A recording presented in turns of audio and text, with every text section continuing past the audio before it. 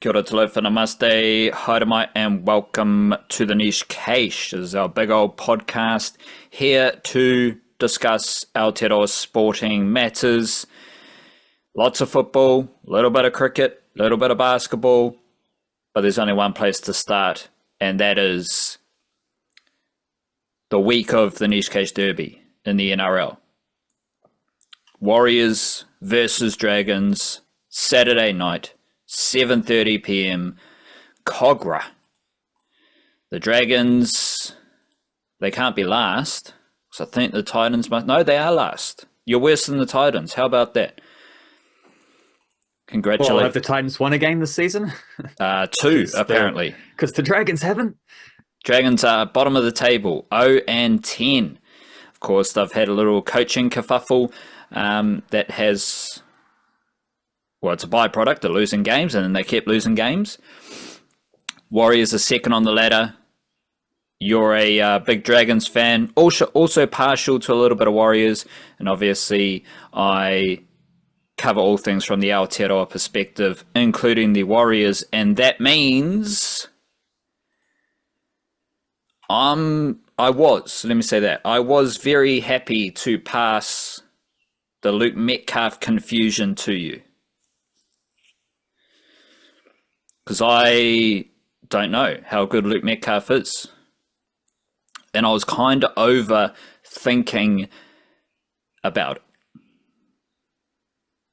Because I still think a lot of the perspectives about Luke Metcalf are pretty ridiculous.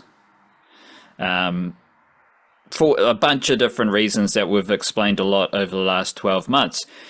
And then you signed Luke Metcalf. So congratulations, you can now figure out what Luke Metcalf is, how good he is at rugby league, how much he's worth in an NRL salary cap, and how many games he's going to play in any given NRL season.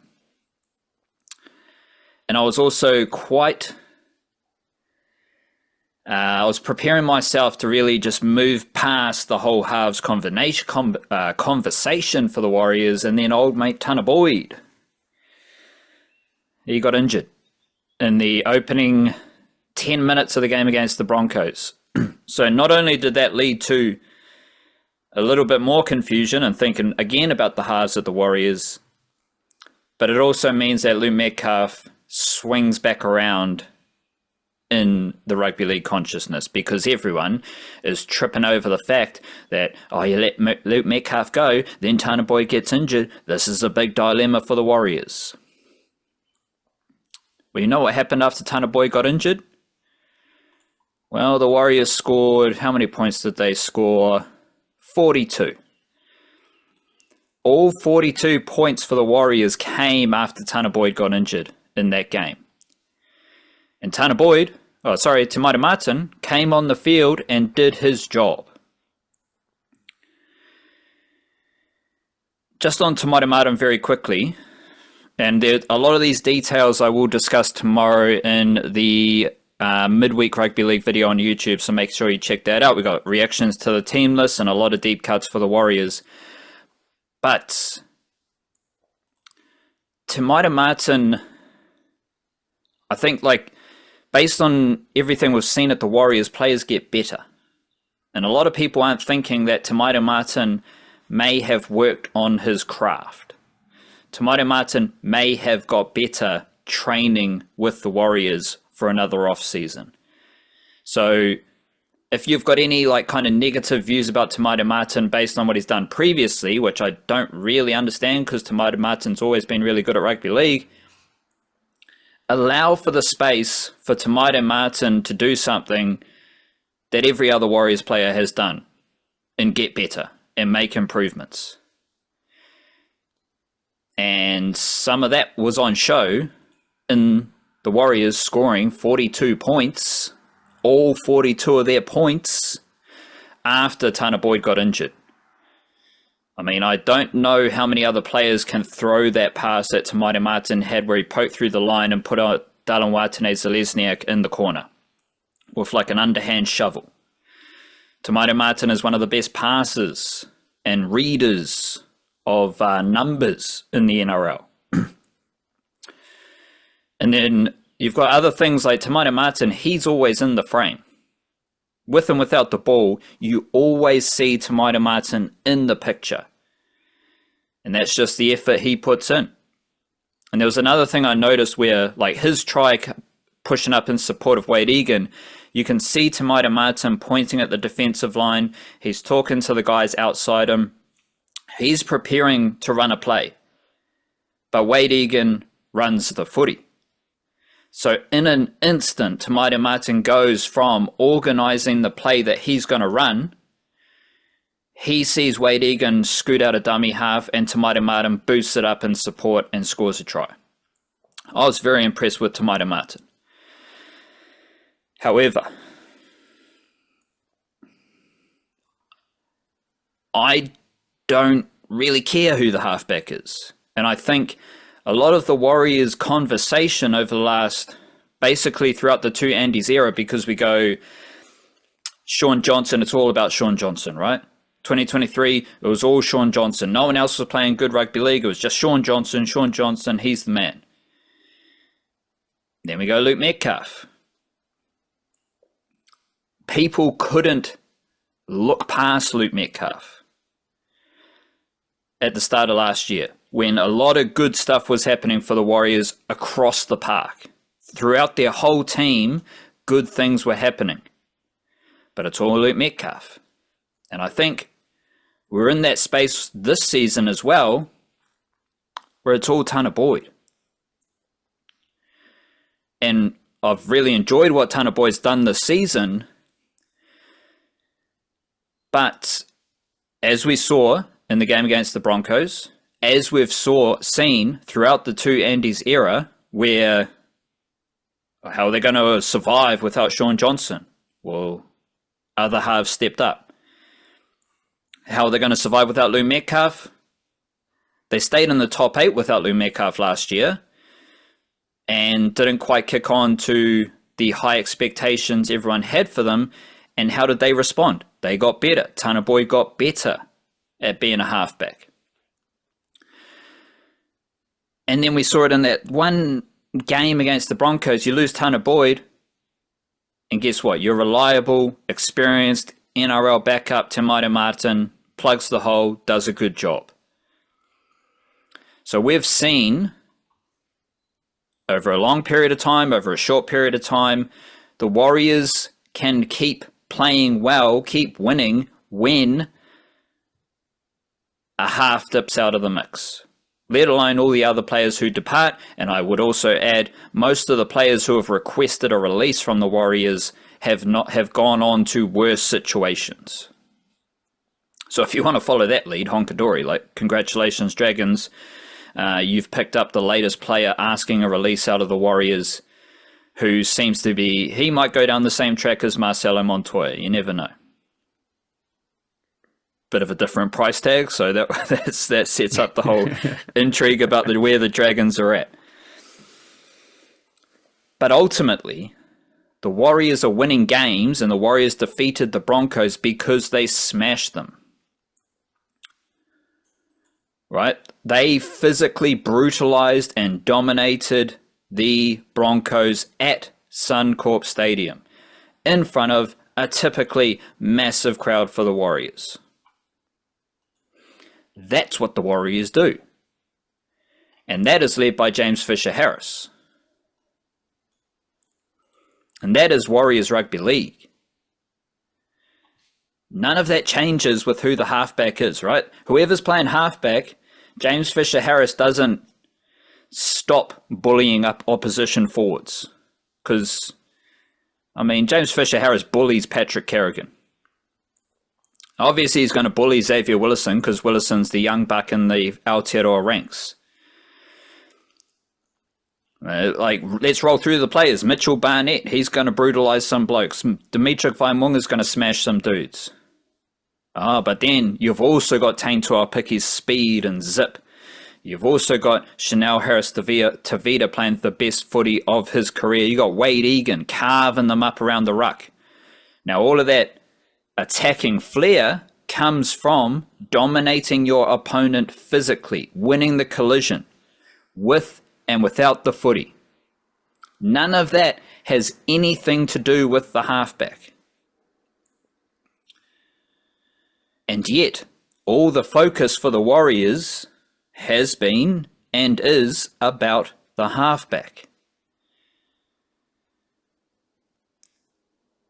And all of that was captured in the win over the Broncos, because I was curious, like, how are the Warriors going to respond to a big stage?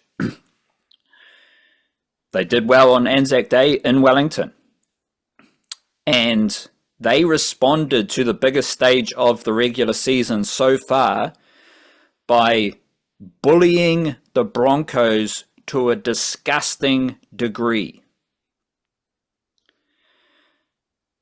The Broncos got smashed. The Broncos were being driven back with and without the footy.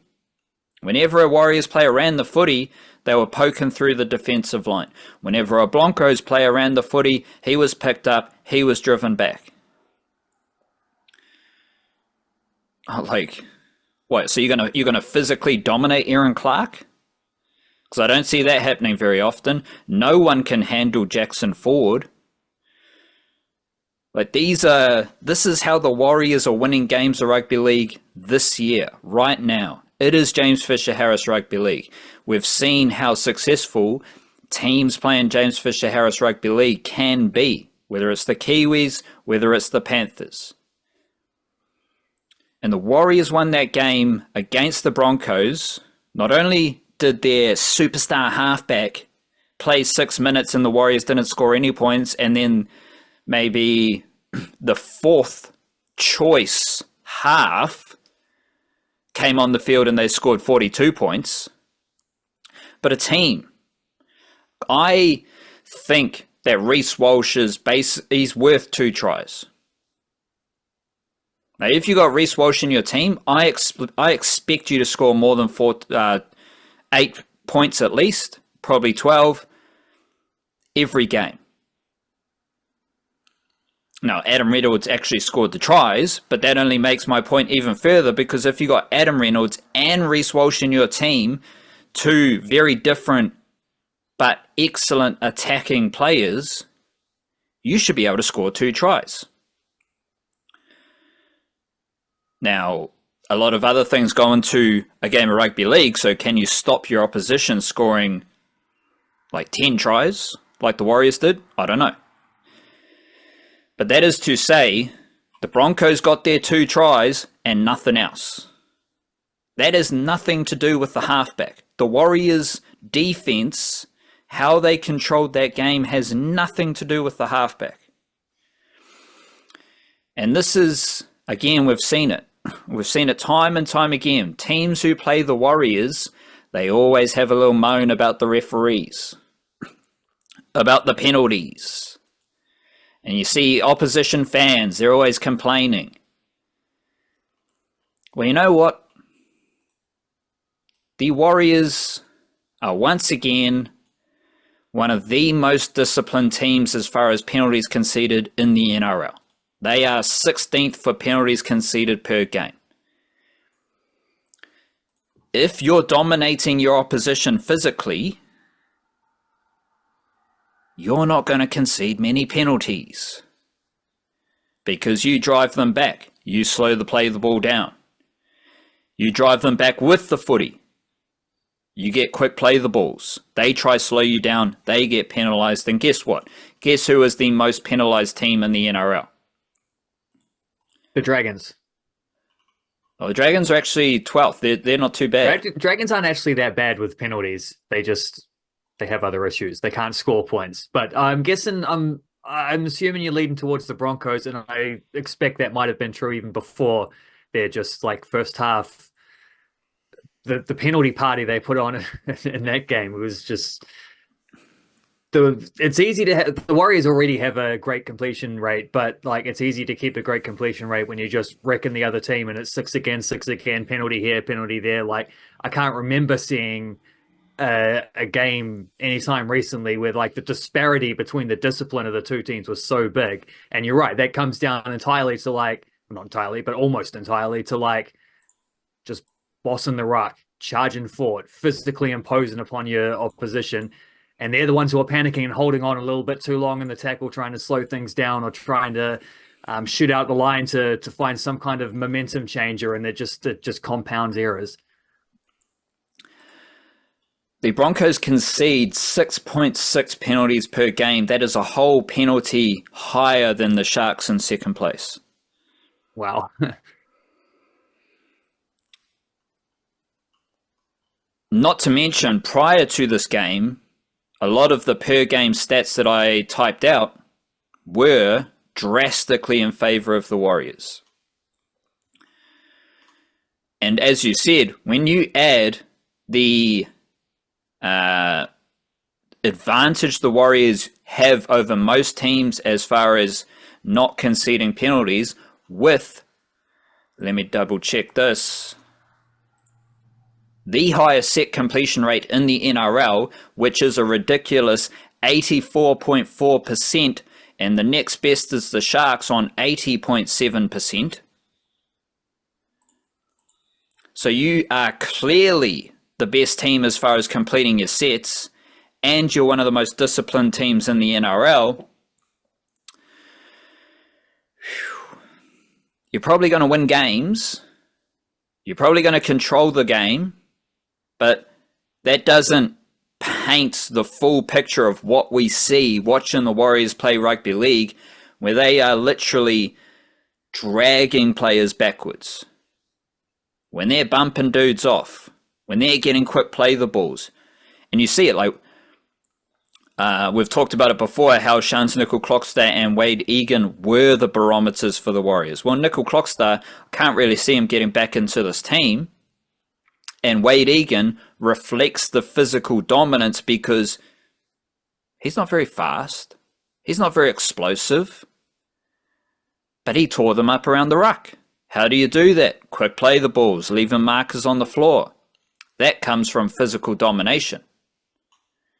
And once again, none of that has anything to do with the halfback. And I believe the focus on the halfback, and I say halfback because no one really talks about Chanel Harris-Tavita, even though he's really good at rugby league, to the point where, like, let's say Tamaita Martin starts again at number 7. Tamaita Martin, he doesn't have the best kicking game. But again, he might have spent the whole summer practicing on his weakness, doing everything else that other players have shown us they do in the Warriors system. But I'm not too scared about that because Chanel Harris-Tavita is a really good kicker. And if Chanel Harris-Tavita's doing, like, if Chanel Harris-Tavita goes from doing every third long kick to doing, like, sharing a long kick 1-for-1 with Tamaita Martin, that's all good. Because Tamaita Martin, he can still kick a ball. He can still kick a ball 40 or 50 meters. But Harris-Tavita, a way of thinking about it is, Tamaita Martin, his long kicks were landing on the 20-meter line. Harris-Tavita's long kicks were landing on the 10-meter line. So there is a difference. And Chanel Harris-Tavita can get his kicks closer to the sideline. There is a difference in their kicking skills.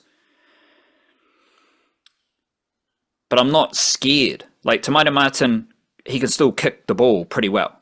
He can kick the ball better than me. He's got the short kicking game as well. And he is going to be the first one there on the kick chase. He's always in the frame, as I said.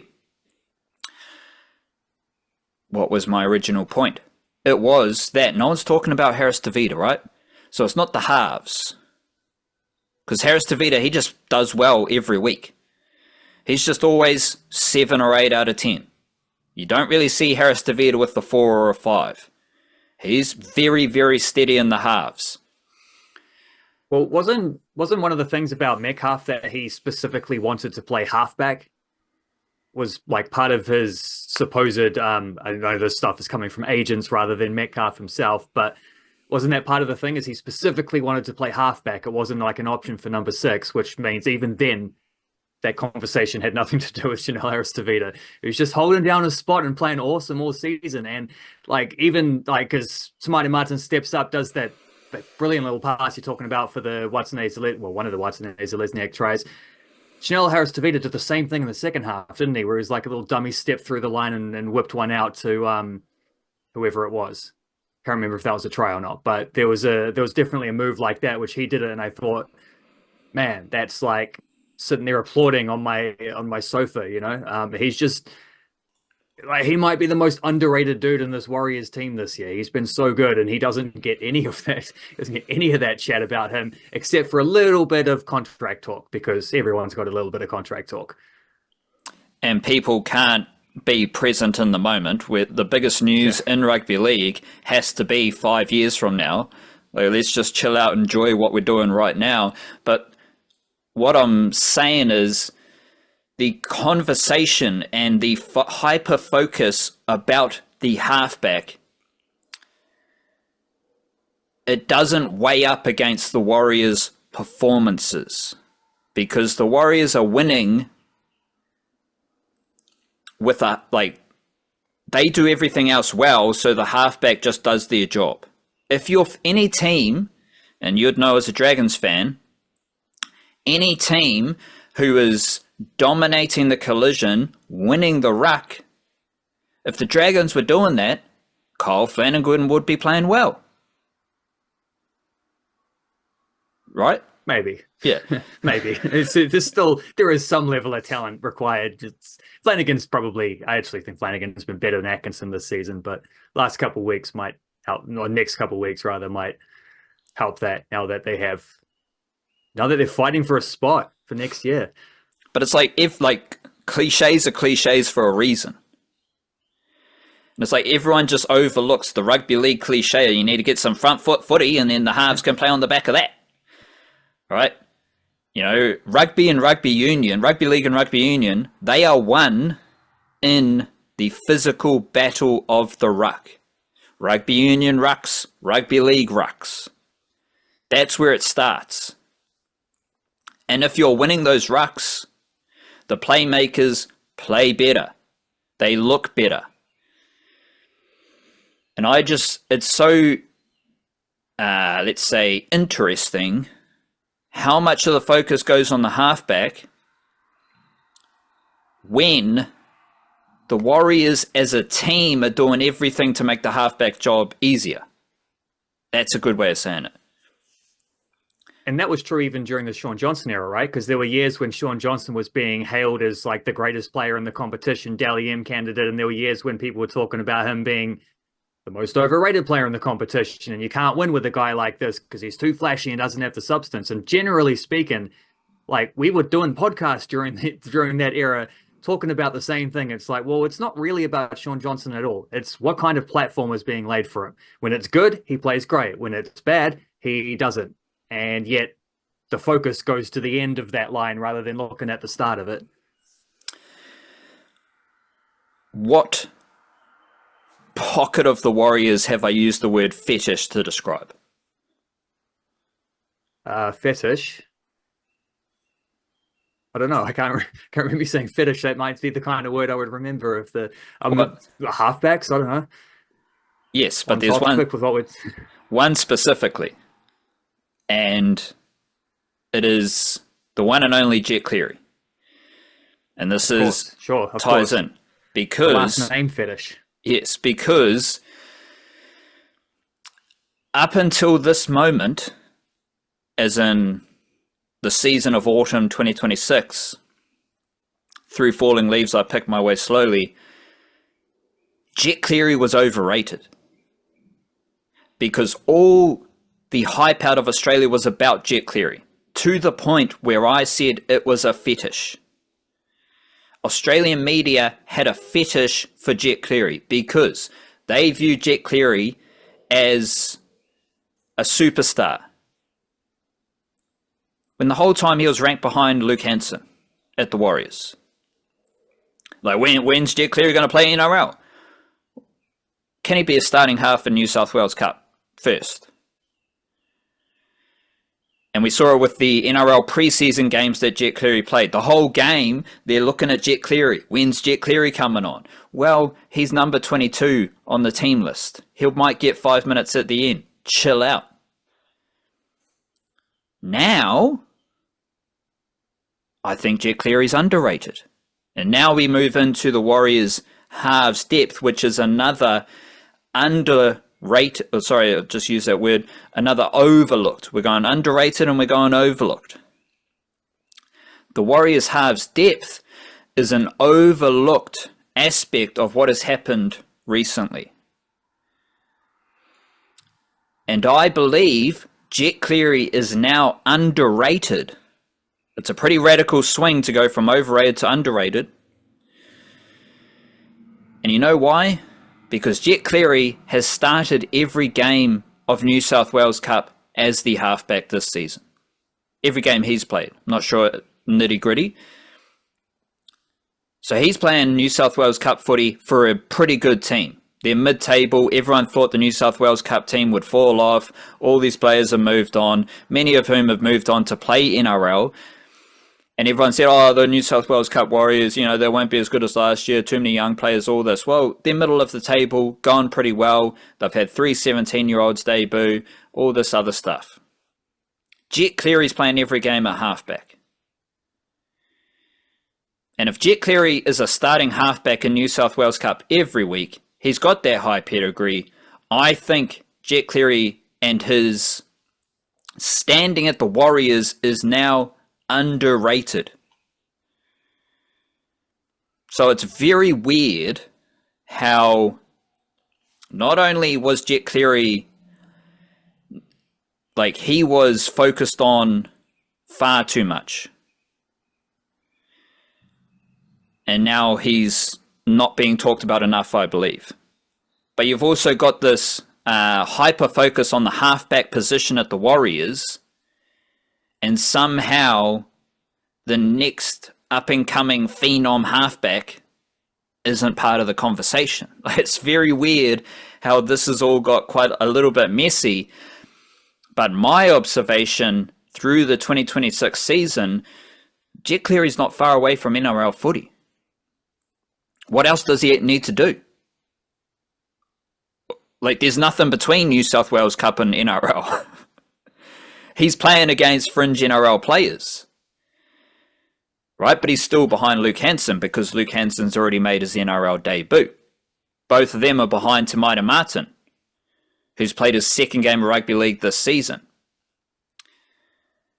And of course, we know there's Jack Thompson, who is younger than Jet Cleary and looks to be just as good as Jet Cleary as a halfback. But this weekend, we were graced with the first appearance for the Warriors from Jai Lanane. Now, of course, a lot of Aussies, they're not thinking how the Warriors picked up 2 excellent halves from the Penrith Panthers and 2 excellent halves from the Newcastle Knights, Jack Thompson, Jai Lanane, both of whom have done freaky stuff in their junior careers, either at the Knights or the Warriors. So the week where there's all this dramas, the latest young Aussie half who has a high pedigree in Australia because he was playing under 21s when he was 17 years old. He had an NRL development contract when he was 18 or 19 years old at the Knights. He plays his first game for the Warriors at the end of that week of dramas. Now, he didn't start at number 6. He started in the centres because, guess what? Luke Hanson was starting number 6, Jet Cleary was starting number 7, and Jack Thompson was 18th man. So all 4 young Aussie halves were in the same New South Wales Cup squad. And Jai Lanane was fantastic. Luke Hanson was fantastic. Jet Cleary was fantastic. They also scored over 40 points against the Melbourne Storm. Let me confirm that scoreline for you. 46-4. Right, so this is crazy. At a moment where A lot of people are confused about the Warriors. They just beat the Broncos 42-12 at Suncorp Stadium, and they won 46-4 against the Melbourne Storm, who might not be that good in New South Wales Cup, but guess what? A lot of that, maybe even half, more than half of that New South Wales Cup team are under 21s because Jai Linane is still under 21s. He is eligible for under 21s.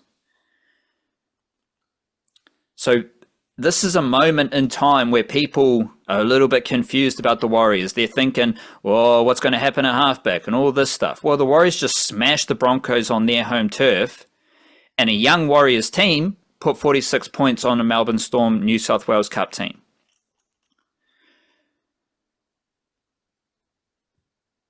The halves depth is very important right now because I think that frames how the Warriors are viewing their situation. I don't know if Luke Metcalf's going to play again for the Warriors.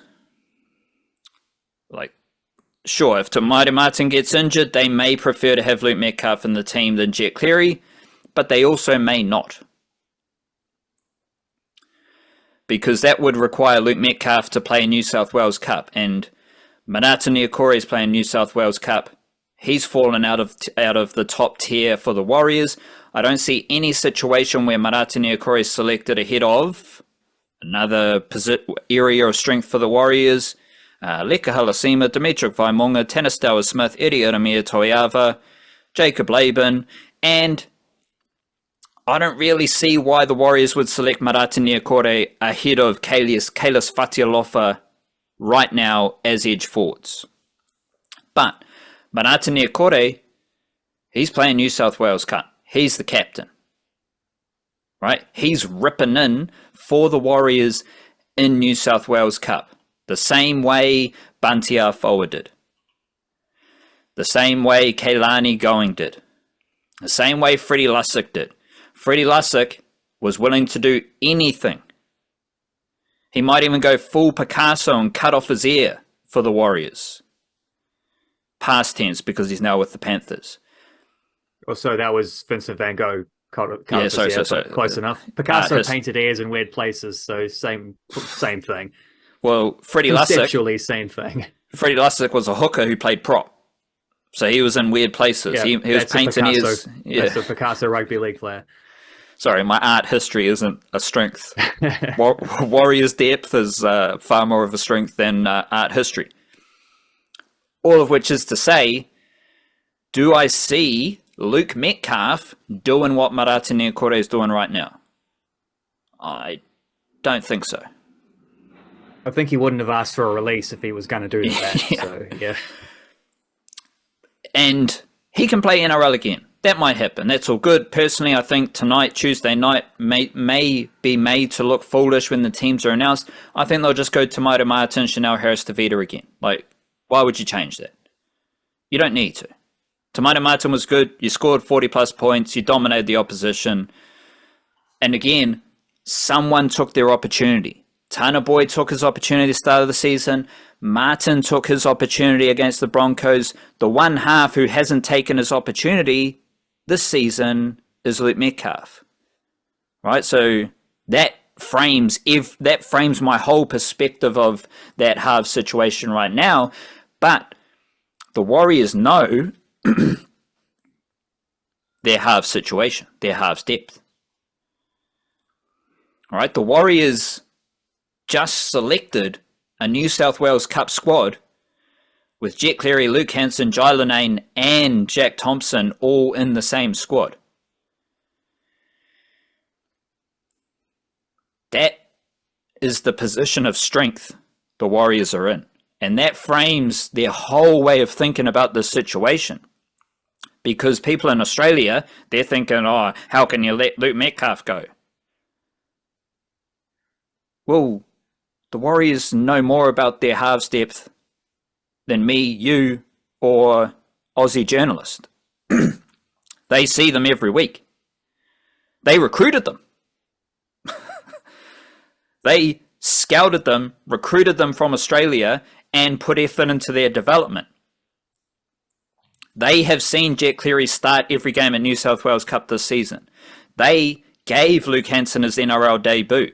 And guess what? Luke Hanson won. Luke Metcalf didn't. So why would the Warriors be bothered? They trust their system. They trust their player development model, which we have already seen has led to significant developments and improvements for many players. And they also trust their recruitment. Based on some injury returns as well, they might be in that Auckland FC magical area of player recovery. But ultimately, and it was enhanced by the weekend's footy, it was enhanced by the win over the Broncos, it was enhanced by what we saw against the Storm in New South Wales Cup. The Warriors know what they have. So I don't think the Warriors are stressed at all. And it's a little bit crazy to say because, who's to say? Everyone else gets injured, then Luke Metcalf has to play. That could happen. But it also might just be the case where people are going to be talking about Luke Metcalf all year, and Luke Metcalf does not appear. And I want to say it's because the Warriors don't need him. But we'll see how that unfolds the rest of the season. Well, that's sort of why, when he signed a big contract at the end of last year, wasn't it? Coming off a long-term injury for a team that has clearly, and apparently not everyone understands this, but people listening to this podcast will. It's a team that does have, not only great depth at the halfback position, but depth that goes down staggered through different ages. So you've got, it's laid out the way these guys are developing and being developed. It seemed like an overpay for a guy who even now has only paid, he's 27, he's played 43 NRL games. Never played more than 15 games in a season, only twice played more than 10 games in a season. And yet at the same time, as a Dragons fan, I feel like an overpay is actually a good deal for them. It's a funny one where the Warriors getting out of that contract is great business for them because they didn't need to pay that much because they got other guys who can give them similar production. The Dragons don't. Therefore, it's an overpay for what the Warriors would have paid, but it's not an overpay for the Dragons because his value to them is worth more because they don't have a player in his position, and you take that gamble on his fitness and also his ability to see what he can do because it's the best case scenario for you, whereas the Warriors just didn't need to make that gamble. And so this feels like a situation that's worked out better for both of those teams, although an early release would be nice. That opens up a different can of worms because last week in my YouTube video, I described it as the escape from Luke Metcalf. And the Warriors, I think, were fortunate that Luke Metcalf came to them requesting a release because that solved the mess for the Warriors because the Warriors had to sign Luke Metcalf at the time. And there was a market value for Luke Metcalf, so that means you got to pay Luke Metcalf what he was worth at the time. Everything since that signing got really messy. Mainly because Luke Metcalf he was not in the best halves combination this season. So the player you signed to good money to last year was not in the best halves combination this year. That's a mess. So it's a weird situation where the Warriors had to do the deal at the time, but then you looking at paying someone starting half money when there's not a starting half. So I don't want to be it's a bit complicated because you're what the Warriors did something right at the time that turned out to be quite messy and maybe a mistake. How did they solve that problem? Luke Metcalf came to them requesting a release. So that's kind of just part of the backstory that made it pretty messy, and by just allowing things to unfold, Luke Metcalf solved the problem for the Warriors. But the Warriors, rightly or wrongly, they made the choice to pay Luke Metcalf good money last year, and now Luke Metcalf has a better deal. I think he's got a 3-year deal with the Dragons when he was just on a 2-year deal at the Warriors, I believe, off the top of my head, similar money. So it's the best thing for Luke Metcalf. Like, it's all good. He's not losing in this situation. I think he's got a better deal, and I don't think it's not about Luke Metcalf necessarily, right? Going back to the overall theme, I don't really think it matters too much who is the halfback, right? Because I'm looking now and I'm not like, oh, the Warriors really need Tanner Boyd. Well, I just watched them score 42 points without Tanner Boyd.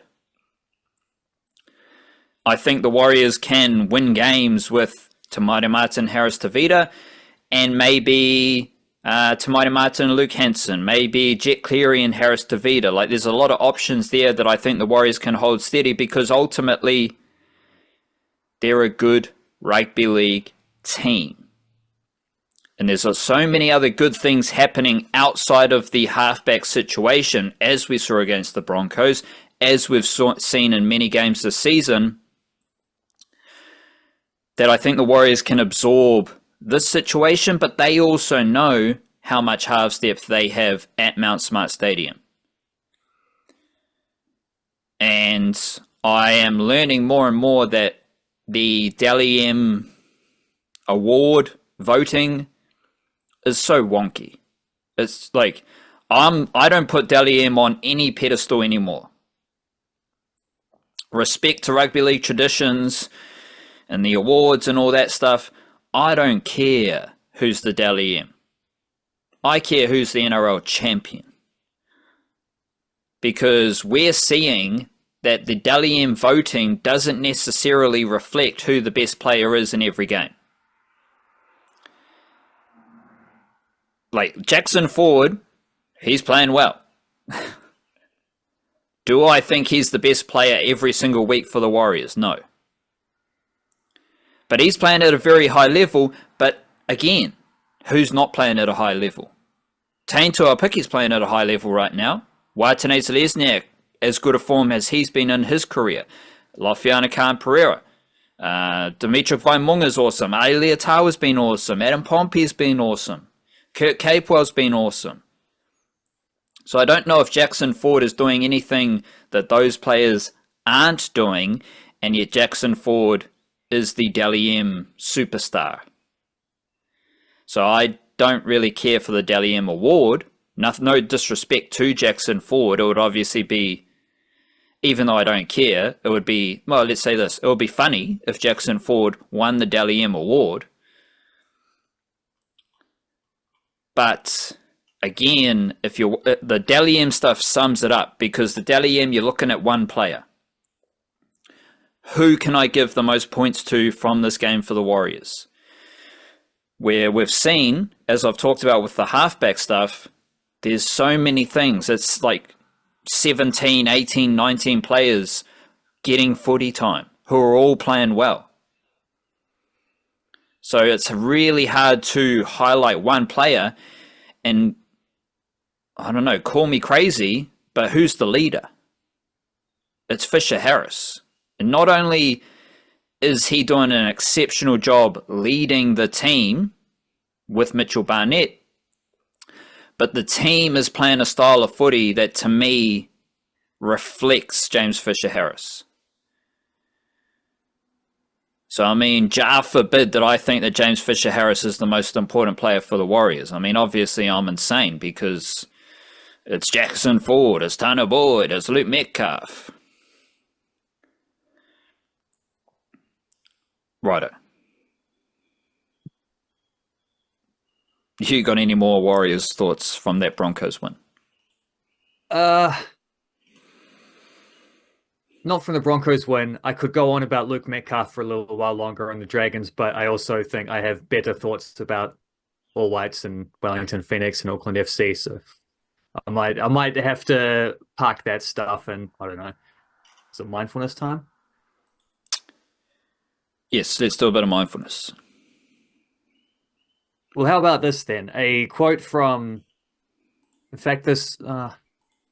Trying to think whether this works for that Luke Metcalf situation we're just talking about or not. I guess we can wriggle it into doing so. But a quote from Robert Burns, the great Scottish poet, which I picked for two reasons. One, because it's a good quote, and two, because I was like, oh, damn, that's where that phrase comes from.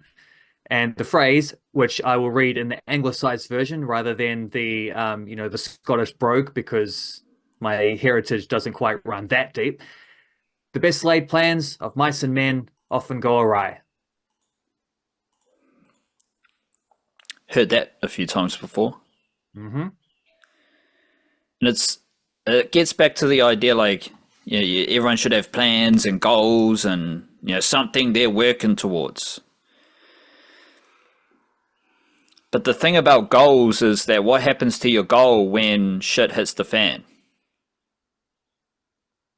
What happens to your... Sign a $900K contract, but then Tanner Boyd keeps you out of the team the next year. And that's another thing about Luke Metcalf. Like, he's not on 900,000 this year, I don't think. I think that was for... I'm speaking out of turn. But I imagine it was November 1 last year for the 2027 season. Right, the extension probably kicks in the year after. Yeah, if he has an existing contract or yeah. But that's unconfirmed. That's just me freestyling. I do not know the facts about Luke Metcalf's contract, and we are in mindfulness mode, so any Luke Metcalf talk in mindfulness mode is forbidden. Any financial talk in mindfulness mode is forbidden. Yeah, definitely. Repeat your mindfulness. The best laid plans of mice and men often go awry. I do like the fact that men and mice are used together. Because all creatures great and small. I mean, yeah. You're a human and you got these amazing plans. Well, mice have plans as well, and their plans also crumble. When shit hits the fan and you don't know what else to do. It's like, I'm working on this plan. I'm working towards this goal. And then something ridiculous happens that means whatever you're thinking about doesn't matter at all. So what's your goal? What's your plan now? Yes, I think we should all be like on track, going somewhere, on a journey. But I usually think it's just better to do your best today. And then have a sleep and do your best again tomorrow. And that gives you momentum, right? That's like, okay, today I went, okay, we did this part of my journey today. I did my best today. Tomorrow we're going to do a little bit more of that journey. Do your best, and good things will happen from that, rather than saying, we need to have this by this date. I need to be doing this by this date. Because if you don't get there, then you start hating yourself, and nothing good's going to come from hating yourself. And if you're just like laser focused on the end goal and missing the journey along the way, you might find you're not actually progressing on that journey because you're too distracted by something that you can't just achieve in one go. You need to be able to do that day by day stuff in order to get there down the line. And when you do get there down the line, if and when, you might find it's completely different. What you end up with is completely different to what you expected, which also... So I don't want to bring Luke Metcalf back into this, but he did get a good contract out of the end of it, right? The plan went awry, and then he still ended up with, that worked out for him. That worked out for the Warriors. That probably, hopefully, will work out for the Dragons. Like, the plans went awry, but they didn't necessarily have to go awry in a bad way. Or if they did, they were able to, like, if you stay flexible and limber with these things, you can turn a bad situation into a better situation. Just the thing there where you get stuck is when you become so rigidly focused on, like, it has to be that outcome. It has to be that thing. And if it's not that, it's failure. When it's never going to be exactly that. Who's picking the future, right? Who's figuring these things out that far ahead? It's not going to work out the way you plan. That doesn't mean it's going to work out wrong. And we are humans living on Earth, so there's a lot of other. What happens if someone else has a plan that contradicts your plan? Why are you better than them? Why is that man better than that mouse? You know, that is one aspect of it, and then there's the mystery magical forces. So either way, whatever you believe in, if you believe in the magical forces, which aren't that magical if the moon and the sun and all these have like energy forces coming at us on Earth as well, and gravity is a force of Earth. Even if you don't believe in any of that shit, there's a lot of humans with their own ideas, with their own ways and their own journeys that will impact your journey as well, and none of it's perfect.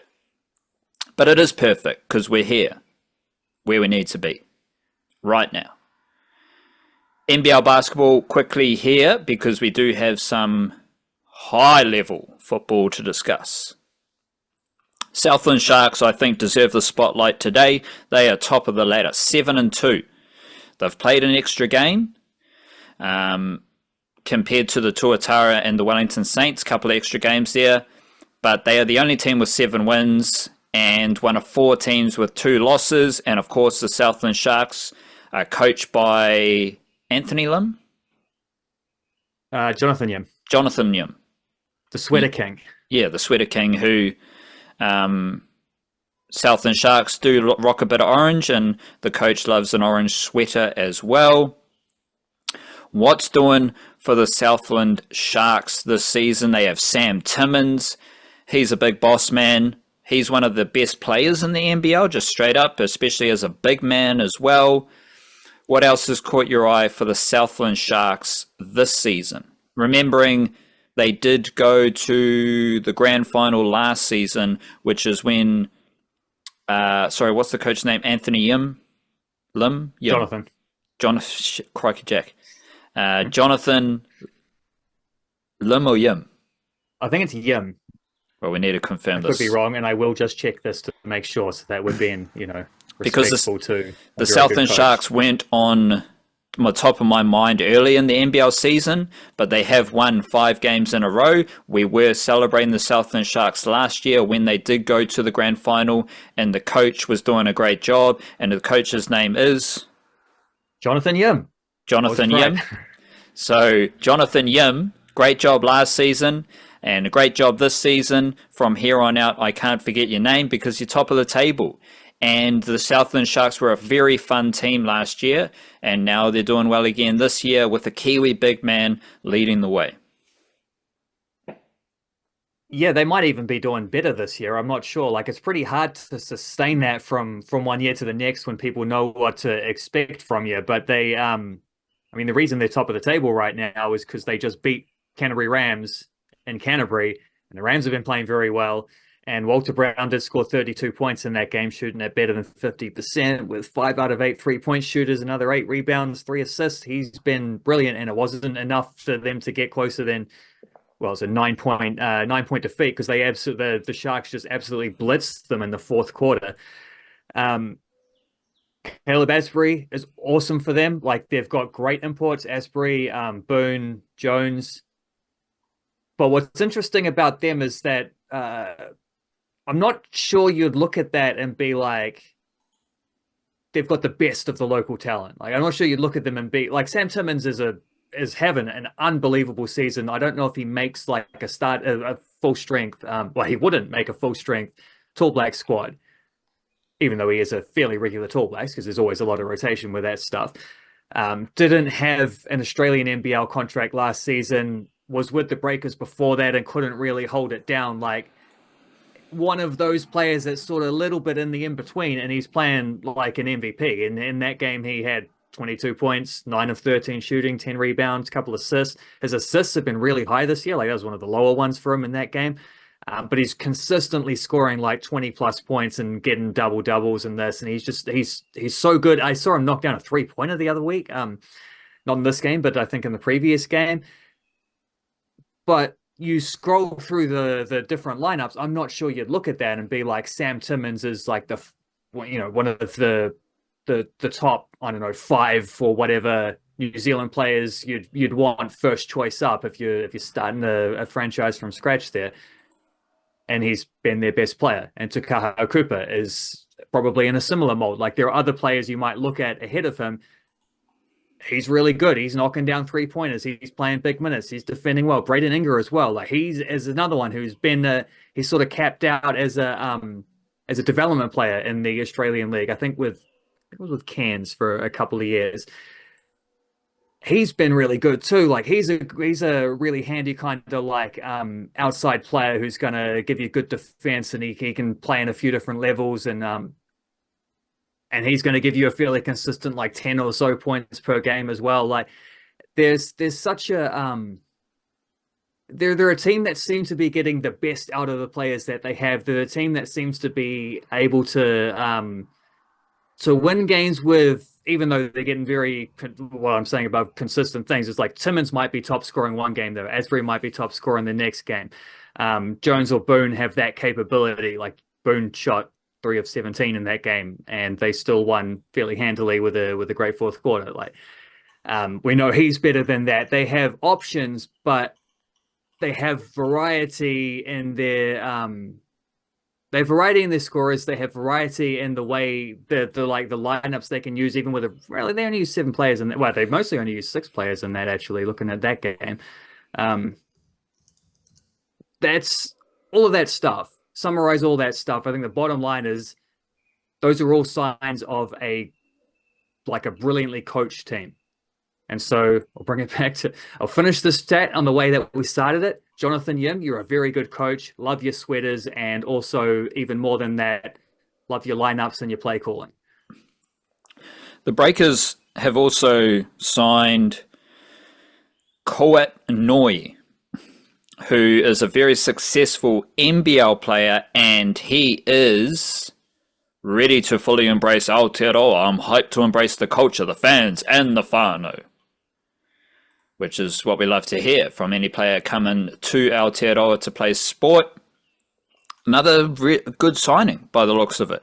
Another player with lots of NBL experience, has flashed some sort of NBL excellence already in their career. By the sounds of it, Noi's a good defensive player. He's a champion, former 6th man of the year, to go with Vasilovic, who was a really good 3-point shooter. So it seems also a champion. Yep.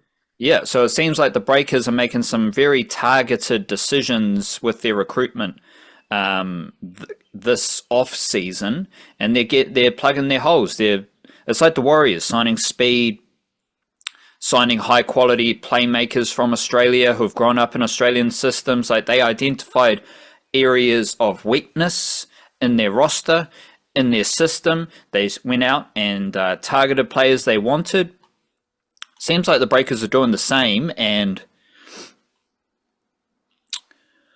I just remembered how you were quite positive about Sean Marks's stuff, like last draft with the Brooklyn Nets and all that stuff, and I'm thinking, well, the Brooklyn Nets still suck, and Sean Marks is ticking along. No one really gives a shit about what he's doing.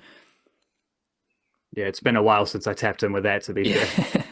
But I don't actually know what that's got to do with Dylan Boucher, but maybe Dylan Boucher's just better at being a GM, you know? Maybe he's just better at doing this job. Some would not think so, based on the recruitment and stuff like that for last season and how last season unfolded, but he is clearly making moves, and he's also got the juice with the Breakers. The Breakers have the juice. Dylan Boucher's got the juice to bring guys from Australia. And again, crossover with the Warriors. The Warriors have no problems recruiting young Australians to New Zealand. Because it's not just the halves I've mentioned, it's also Brandon Norris, an outside back in the under-21s team, Sam Healy, the dummy half who's playing NRL right now. These guys all came to New Zealand in their early 20s, if not younger, because most of them have played under 21s for the Warriors. They have no problems recruiting young Australians or old Australians, any Australians. And the Breakers seem to have the same juice as far as bringing high quality NBL players across the ditch. And you can see with both of those, like with Vasiljevic and Noi specifically, who would have been teammates on championship winning Sydney Kings teams, there's a very specific type of qualities that they're looking for there, and that is that it's that experience in the competition, but more than that, it's the winning records in that competition. It's being around organizations that have been playing in finals consistently and lifting championships. Both of them, I think, are multiple-time champions, actually. And also, the other thing with both of them is that Vasiljevic is 29 and Kouat Noi is 28. So it's not like they're getting them at the end of their careers either. Like, they're getting them at a time where you might get 5-6 good years out of these guys in a best-case scenario. Like, I think that's why they mentioned CJ Bruton when he signed Vasiljevic, Boucher did, because that is best case scenario, that type of player, but that is what he's aiming for. He's looking for someone who can come in and be that type of influence, whether it's for 1 year or whether it's for longer or whatever. That's what he's looking to inject into the Breakers at the moment. And yes, we would like to see that coming from, Kiwi players signing, but that's the thing is, well, first of all, they're going to have no shortage of Kiwi players. There's still going to be 5, 6, 7 guys on that. Well, probably it depends where you count Preston Legasic, who is an Australian point guard they've signed to replace Taylor Britt effectively to be that sort of like bench guy. Plays in a semi-similar way from what I gather, but is a much better three-point shooter and does have a Kiwi father. They were very, very quick in emphasizing that, same as they wanted Noi to emphasize in the press release about the embracing the Kiwi values and stuff. Like, you get that out of foreign players. The same, in fact, it seems probably better if you're getting that from the foreign players versus from the locals, because it's kind of a given from the New Zealanders that you'll sign. This is a little bit of a different strategy to what we saw last year, when that was very much about getting as many Kiwis on board as possible. The thing is with that, though, is they did have trouble signing. Like, they did try to recruit Flynn Cameron and weren't able to. This year they tried to recruit Sam Wardenberg and weren't able to. He went to Melbourne instead. Situations like that, they have been able to re-sign Sam Meninga, so that's an absolute key, because no matter who they sign, Sam Meninga is going to be your best or second best players. This team is still going to be built around him and Parker Jackson Cartwright, the big guy and the little guy. Everyone else is sort of fitting in alongside that, but adding in a few championship caliber Australians who are not in their retirement year phase of their careers, just looking for a check, guys who are still in in their primes effectively, looking to continue to win at the Breakers. That is, I think, a very, very an obvious strategy, frankly, from Dylan Boucher. It's like he's made it very clear that this is what he's looking for. Those are the qualities he wants to add to this team, and he has, unlike being able to try recruit the very best Kiwi players around the league from other teams. The thing with this is he actually has done it. Like, he has brought in a couple of multi-championship winning Australian guys to add to their experience and their winning know-how to this franchise for next season. Let's get into some football. I think we're going to have a lot of time and space to talk about the All Whites World Cup squad. To get into Tommy Smith thoughts like everyone else. It is funny, like the most hotly debated spot in the All White squad. How many players were in that squad? 26 men in the squad, and Tommy Smith is the 26th most likely to get minutes. So the hottest topic, the most sizzling debate about the All Whites World Cup squad was about number 26 on the roster. Like, I don't care. Well, that is it's funny that that's the thing that people are focusing on, but that's also an indicator of a very settled and strong team, right? Is that you have to go that far down to find something to argue about.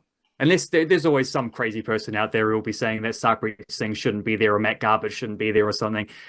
Clearly, we'll discount the crazy opinions. No one's arguing about hardly anything up to that point. At least 20 out of 26 players, I think 99% of All Whites fans who track the team fairly closely would have picked the exact same guys there. There's only a couple of spots that were up to any kind of debate, and Darren Baisley chose to use one of those spots in a different way to how others might have preferred it. It's not what I would have done, but I also completely understand the logic behind it. And you're saying, like, if he's not going to, it's not just Tommy Smith's not going to play in that role. Bill Tuiloma wouldn't have played in that role. George Stanger wouldn't have played in that role.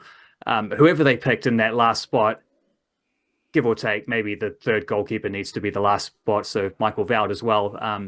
That's another one that I would have disagreed with. But again, like they're not going to play. It's not going to affect how the team goes.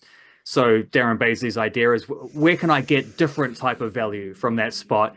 And he believes that the off-field value that Tommy Smith brings is of that kind of, is so extensive that it's worth bringing him along, even though he doesn't deserve it in terms of his form. That's fine. Like that's a coach's job to make those decisions. If that's how he feels it goes, and he thinks that's going to get slightly more out of Chris Wood or Tyler Binden or Michael Boxall or whoever, that's fine. Like that's his job to make those decisions. And I think more than anything, that if we are arguing about the last spot in the roster or the last couple of spots in the roster, that must be a pretty good squad.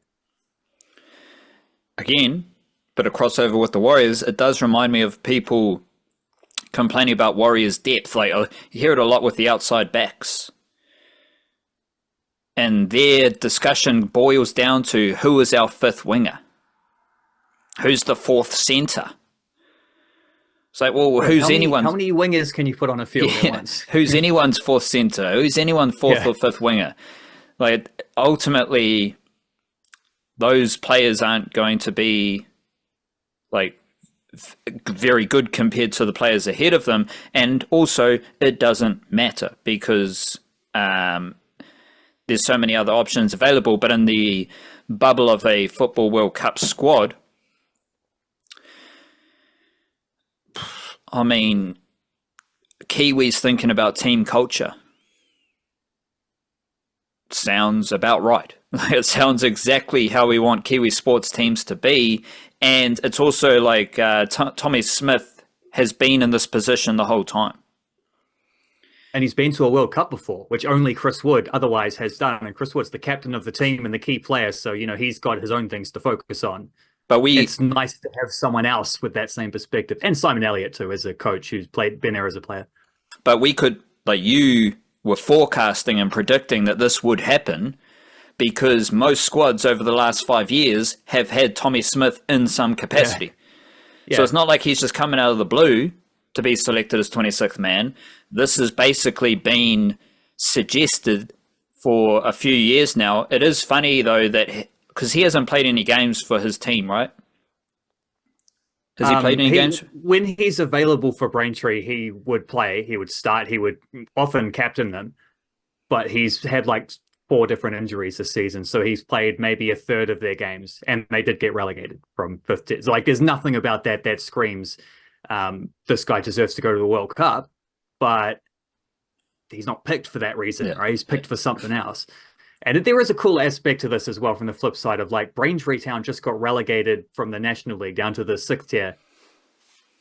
That's a club that's existed since 1898, and they get to see a player from them go to the World Cup.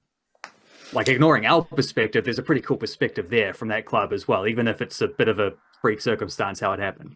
The one player on my mind is Lachlan Bayliss. And again, he's probably number 22, 23 in the squad. But he's the most, like, new player in my All Whites visions. Kind of due to eligibility, kind of due to form, because it's just the last few seasons that he's caught fire, most notably this season. Not even that, just this season, yeah. For Newcastle, they're an awesome A-League team. Are they the grand finalists against Auckland FC? No, they lost on penalties. So his season's ended. He is, I think, coming off contract as well with Newcastle, so I'll be curious about that. I did see a rumor about maybe Newcastle wanted to bring back James Bayliss, his older brother, who's playing Pro League for Auckland FC. Kind of thing, Auckland FC, who have a few players coming off contract themselves. Don't see why it shouldn't be the other way around. You've got James Bayliss as his brother already playing for your Pro League. Why don't you bring Lachlan Bayliss over to play for your A-League team? I wonder if that might be more, also on the cards there, especially when he's linking up with these dudes. I think 4 or 5 players, 5 if you include Jesse Randall, who's leaving, from Auckland FC are in that squad. So there's a little bit of, could be some recruitment going on there as well in that. I think he would be a great signing for Auckland because I think his sort of like dynamic midfield type stuff, I think would suit them very well. A little bit more mobile, than someone like, I don't know, Cam Howison, or he would be if you're looking to replace Felipe Gallegos, who is off contract, if you're deciding that he's not going to come back, maybe he will, but if you're deciding not to, Bayliss would be a heck of a local addition, and then you free up an import spot somewhere else. Well, now you're talking about Auckland FC future signings when they've got a grand final coming up this weekend. Yeah, they do. Lachlan Bayliss, he's a local from Darwin. Yep. Yeah, so that's how it works. Yeah. And there is another theme of like these footballers and basketball players born and raised in Australia. They are very eager to play for New Zealand. And it might be easier for them. Most of them have like a Kiwi parent or 2 Kiwi parents, but they are willing and open to playing for New Zealand, but they're also eager to do everything required to play for New Zealand. Some of them, it means playing in the NBL basketball competition. For some of them, it does mean turning their back on Australia. Like Lachlan Bayliss may be cooking into an Australian mix if he keeps up this form, but none of that matters because he's now in the New Zealand World Cup squad. And we'll be talking all white stuff every week, I imagine, over the next few weeks, next few months, before the World Cup in the craziest country in the world. Lots of buzz, lots of excitement about the World Cup. Crazy countries. Just on Bayliss, the thing with him, he has played at their last Olympics as well, so he was already on the New Zealand radar. Darren Baisley coached that team, so that probably helped. With him, it's a Kiwi parent, like a lot of those stories. His father, this is quite a sentimental one for him as well, because his father actually passed away of cancer about 5 or 6 years ago or something like that. Before he got onto the New Zealand radar with that Olympics team. So I think that was quite a sentimental thing for him then, and it'll be the same thing now as well. So everyone has these all of these dual nationals have unique circumstances and stories about how they end up, like which team they choose and all this stuff. But I will say, of that all-white squad, I think he and Max Crocombe, who actually has Cook Island heritage, born in New Zealand but moved over to England at quite a young age. So those are, I think, the only 2 players out of these 26 who didn't play some form of junior football in New Zealand as kids at some stage of their, like Tommy Smith was born in England, but he lived here for a while, played at like North Shore United or something when he was, I don't know, 10 years old or something. Like everyone has at least a story like that. Everyone's played some form of junior football long before they became professionals in New Zealand, except for those 2. And Max Crocombe was born here, and Bayliss just mentioned how he has a reason very close to his heart why he wants to represent New Zealand. Let's get into the A-League, the Wellington Phoenix Women. Bit of a heartbreaker, but everything went as you had predicted. Melbourne City were awesome. Their goals were bangers, so not much you can do about that. And Rebekah Stott, one of the craziest successful Kiwi athletes no one knows about, because she is a A-League champion every other year for like the last 15 years. She's the Cooper Cronk of the A-League. 7 grand finals in 11 seasons that she's played, Yeah, I think you maybe do better than Cooper Cronk. I remember when Cooper Cronk retired, that was the thing. It was like he plays in a grand final every second year, but maybe actually Rebekah Stott, 7 out of 11. I think maybe that's actually, this is happening. Some of this is happening since, but maybe that needs to be recalibrated into Cooper Cronk as the Rebekah Stott of NRL. Or it might just be Nathan Yeah, Cleary. whatever. Yeah. But but it's just like beautiful how we've got Rebekah Stott. She a champion. She keeps winning. She's a hardy football fern, and of course, she helped New Zealand football. She helped football in New Zealand by spotting that drone, instigating the drone dramas, bumping Bev Priestman out of that job. Bev Priestman comes to Aotearoa to coach the Phoenix. That starts a whole different wave. So Rebekah Stott keeps being a champion, and she helps football in New Zealand. I don't know what more she could do to be a Kiwi legend. So shout out to Rebekah Stott. Unfortunate for the Wellington Phoenix Women, but that's finals footy, and we look forward to their off-season to see how they build their squad. And that game was kind of the flip side of the Auckland FC demolition job in Adelaide, because Melbourne City were rampant in that A-League Women's final, and Auckland FC were rampant in Adelaide for their A-League final, not grand final, but final as well. So sometimes that just happens, and there's not much you can do. There's no need to really dissect how the Wellington Phoenix Women fell short. Ultimately, Melbourne City were the better team, and they got the job done, and it's all good from a Kiwi football perspective because Auckland FC did win, and now we do have an A-League Grand Final, which I believe is at Mount Smart Stadium. Yeah, and it's probably already sold out by the time this goes out. Yeah, I mean, the Wellington Phoenix Women were the second best team all season. They've never been anywhere close to that in the past. That's where they were. They lost to Melbourne City 3 times this year when they played them. They were all relatively close. The final was actually the least close of them. But that was their level, right? They were better than everybody else, but they weren't quite better than Melbourne City. So if you lose to the better team, you can't really complain. And the thing to remember for that, and the reason why Phoenix fans shouldn't really be too bummed out by that, even though it was disappointing, it's more disappointing if you feel like you should have won and you didn't. If you just come up against a better team, so it goes. But that was year 1 of 2. There's a 2-year project with Bev Priestman. She has a 2-year contract. She's re-signed most of her key players, most of her favorite players that have been a part of this run to the grand final. They're all coming back. They're going to be better for it next year. There's always that cliche again, like the cliches that are cliches for a reason. Sometimes you got to lose one before you can win one. We've seen that with Auckland FC, right? Their first finals run, they fell short. They were beaten at home in a slightly controversial circumstances, but they lost the home game they expected to win. This year, they went and won an away game that people didn't expect them to win in order to get to a grand final. And it works that way sometimes, where the second one is where it clicks. How do you think Auckland FC, have you seen anything from Auckland FC to suggest that they've learned or anything different to what they experienced last season? Because I think going back, was the loss against Melbourne victory at Mount Smart last season, was that the corresponding fixture against Adelaide? Yes, it would have been. Except the difference being that they were the home team versus the away team this time, difference between being first and third. But yeah, it was the second leg of the semi-finals to get to the grand final. And aside, you did highlight the away-home difference.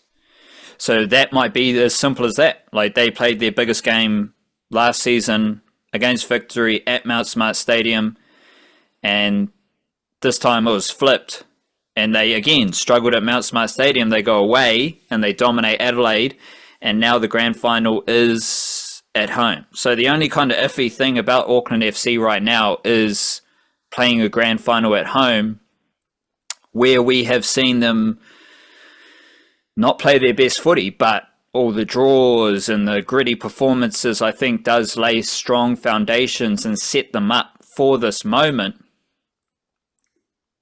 And also, we're hearing it's going to be a monster crowd, which has been different to a lot of their home games this season, which the crowd... They might get more fans to this grand final than they did for the elimination final and semi-final combined, you know?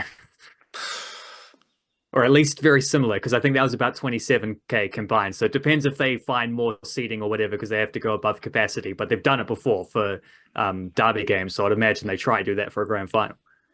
Where are we at with Franny de Vries? Is he, are you thinking he'll be starting at left back? Because again, Callan Elliott's been doing a good job at left back. Hiroki Sakai at right back. Is Sakai going to the World Cup? No, he should be. Oh, Should be on form, but I think that's one of those like for the strength and depth of Japanese football, they would view this as like the thing I was saying is not the case about Dejan Vasiljevic and Kouat Noi at the Breakers. They would probably view this as like his retirement years, like a Premier League player going to Saudi Arabia or something like that. You know, I think that's he's 34 or 35. I expect they've got other right backs now, but I don't know. Like worse A-League players than him who are going. So I watch a lot of Hiroki Sakai, and I think he is an amazing player. Well, you can tell he's been to them before by the way he plays, for sure. The way he played in, away against Adelaide, definitely. But Franny de Vries, do you think he's locked in at left back, or do you still think, because like he's been out injured, and we talk about this a lot, players taking opportunities. I think Callan Elliott's done a great job taking his opportunity at left back. So are they going to give Callan Elliott that opportunity again, or is it Franny de Vries coming straight back in? My inkling of Steve Corica, I just remembered as well, was another level to Sakai's performance is that he got a yellow card after like 4 minutes and like almost the rest of the game until the result was sorted and they subbed him off with that over his head. I don't think many players who haven't played it very, very like top level footy are going to handle that nearly as well. My inkling of Steve Corica is that he's a hierarchy type guy. And de Vries has had 2 games off the bench. They didn't even need him in this game. That's the thing. By the time they brought him on, it's like they had it set. Such a good. I was thinking about this when you're saying like it was a similar Melbourne City performance against the Phoenix Women versus what Auckland did to Adelaide. I think the biggest similarity is that both of them were built on just like extremely good defensive foundations that took away what the other team was trying to do. And then from that, they're able to build into their own stuff beyond that. But the biggest thing Melbourne City did to win that game was they gave Michaela Woods nothing. How did she get her 2 goals in the semi-final? Through balls from around about halfway, one from Brooke Nunn, one from Pia Vlot. Incredible passes. Those passes weren't even on. I don't actually think Brooke Nunn or Pia Vlot completed a pass to Michaela Woods in that game. Like Woods was having to go left and right and dropping in and running all over the show just to get her touches. There was nothing for her to, no chance of running in behind Rebekah Stott or past her or things like that. And in doing that, you take away what the Phoenix like to do, and the Phoenix have to adjust, and the Phoenix get a few doubts in their head, and then you pick on them going back the other way. It's pretty much what Auckland did to Adelaide as well. Adelaide, especially because I'm not going to pretend like I watch all the Adelaide games, but I do watch all the Adelaide games when they play against the Phoenix or Auckland. And one thing I've noticed from those games is how scrappy and physical they are. And they really seem to be a team that likes to annoy you and likes to get under your skin. And Auckland FC, like I mentioned, Sakai comes out, gets a yellow card straight away. Nando Peinecker was probably lucky he didn't join him in getting a yellow card very early on. They just came out and did a very, I guess, James Fisher-Harris Warriors ball on them by just the football version of dominating the ruck. They did give away a lot of fouls. They fouled a whole lot more than the other team, but in football, that's not the same. You don't get to kick the ball to touch and then you're attacking the try line that way. You just get a free kick on halfway or something like that. And they manage that stuff so well, impose themselves upon them. Callan Elliott definitely gets credit for that and how he played as well. Don't think he's had a game quite to the level of what he did when he shut down old mate from Eunice from Melbourne City in the first elimination final, but he has been really good since then. But I think Steve Corica likes his veterans and he likes his proven performance. And if Francis de Vries is available and ready to go, which I think he probably will be after 2 goes off the bench, I think he comes back in at left back. I wonder if he'll keep because they played a back 3 there, which was part of the blunting of Adelaide, is not letting them get anything on the crosses, having that depth and the width across the back line. Don't know if you'd want to do that in a home game, but that's where in that's where the problem comes from, is that they've not actually been that good in their home games. They haven't won a game since the NRL season started at Mount Smart Stadium. So I think playing away where there's less expectation, and they were able to be a little bit more defensive, counter-attacky, and that kind of moving the balance a little bit more in that way. I think that was a big part of how they were able to beat Adelaide. I think that's often where they play their best football, is when they're that type of team. And having seen that in the semi-final, I wonder if they will be... I'm more confident they will be brave enough to try that in the grand final and just be pragmatic about it and say to the fans, like, sorry, you're not going to see the flashy football, but we're scrapping here, like we're digging our heels in for a clean sheet, and we trust we can score a goal from a corner kick, Jake Goodwood-Reich or someone like that, or a counter-attack, Logan Rogerson at the end of that game. However it happens to be, trust will get those types of goals if they can shut it down the other way. I do think Sydney FC is a much better matchup for them in doing that than it would have been against Newcastle, who are a bit more dynamic, a bit more capable of just like dragging your defenders around and creating holes that wouldn't have otherwise been there. They've done it to Auckland already this season. Like, both teams have beaten each other in those games, but they've shared the results. But Newcastle have shown they can do that, including winning at Mount Smart. But they don't have to worry about that now. So yeah, long story short, I think Francis de Vries comes back in, and I think he fits that type of...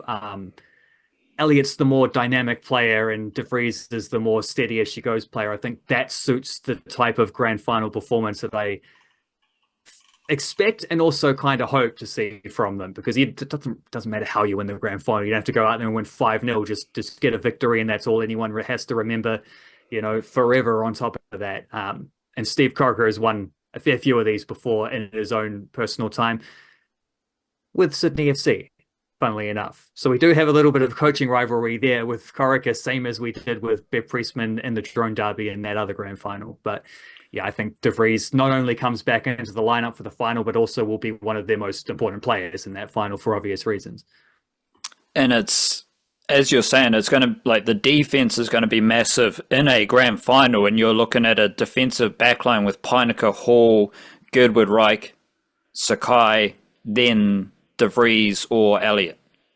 That no A-League defensive line is as good as that. And of course, Michael, I've got the middle names in front of me, so it's Michael Cornelius Veld. And I did chuckle. I saw Ollie Sale mentioned a few times in that World Cup chit-chat, which we've talked about is a little bit ridiculous for the last 6 months, because he's not even the best goalkeeper for Auckland FC. The fact that Michael Veld actually got that spot makes the Ollie Sale chat seem ridiculous even more so, right? Because he's the guy who was starting ahead of it. If you had picked Sale ahead of Veld, when Veld has clearly got the form to be able to be selected, that would be madness. And Darren Baisley can disagree with some of his decisions, but he's not a madman. Yeah, that would have been neck level crazy, but it wouldn't have happened. So that's how crazy it would have been. But grand final footy, you've got the best defense, I believe, in the A-League. You've had the best defense in the A-League for 2 consecutive seasons. You've arguably been the best A-League team for 2 consecutive seasons. It seems like they are primed for grand final footy, as you're saying. And yet, Cameron Drew Nauru Howison seems likely to be a starting player in an A-League grand final. And considering I've been amazed at how Howison has gone from playing Auckland City for a long time and then just stepping up to A-League footy, if he starts an A-League grand final, I think that would be ludicrous. And a mark of Cam Howison as a footballer. He did bounce back from his eye poke wobbles to start this game against Adelaide. It was awesome too. Yeah, that's the thing. There's these players, whether it's Benson or Vlock for Wellington Phoenix Women, there's these players going from domestic football in New Zealand to playing good A-League football in less than a year. The transition has been very quick for some of these players, and I do think that reflects well on the strength of domestic football in New Zealand, and how you're seeing the best attacking combination, because we did get Brooke, Cosgrove and Randall against Adelaide. Rogerson coming off the bench, do you see that as the best way forward for the grand final as well? I think it's what they'll do. I still would lean in towards the I like the value of having Rogerson as a starter and then bringing someone else off the bench as the more impact. I don't know that he'd be brave enough to do that with Lockie Brook, who's a little bit of a Luke Metcalf in their team, although he is always available. That's true. But he does have a it's a bit rough on he's played Brook. every game this season. Yeah, he just seems like a guy whose reputation is beyond the way he plays every week. Like he's a little bit rocks and diamonds, whereas like he doesn't play bad, but there's games where he's really impactful and looks amazing, and there's games where he just doesn't feel like he does a whole lot. But I quite liked him when they had that little spell when he was playing off the bench and he's coming and bringing energy and like running at tired defenders. I really like that, but I don't know that. I think he's, again, that's like a hierarchy pick. I think he's higher up the food chain and probably deserves it. He did a good game last week, and if they do keep up with the back three, then I think that takes away. You don't have a specific winger in that case. Randall will play further through the middle, like he did against Adelaide. In which case, Rogerson has to be on the bench because you don't really have a position for him unless you're going to play him as a striker. So I think that's probably. I'm trying to think, but I'm pretty sure Corrick is the type that has tended to like if the team comes up with a good win, he'll keep that team for the next week and reward those guys. I would imagine we don't see any changes to the lineup except for maybe Francis de Vries coming in, and that's fine because Rogerson did get his second goal of the season in that way. He did come on, help stretch the field a little bit later on. Good confidence booster for him, even though it was just a tap-in. Like he's been struggling for goals. It was clearly on his mind, and you could tell from the reaction was also part of confirming a spot in the grand final. So that's what most of the celebration was. I think there's a little bit of a relief in there and being able to put his name on the scoreboard as well and contribute to that way.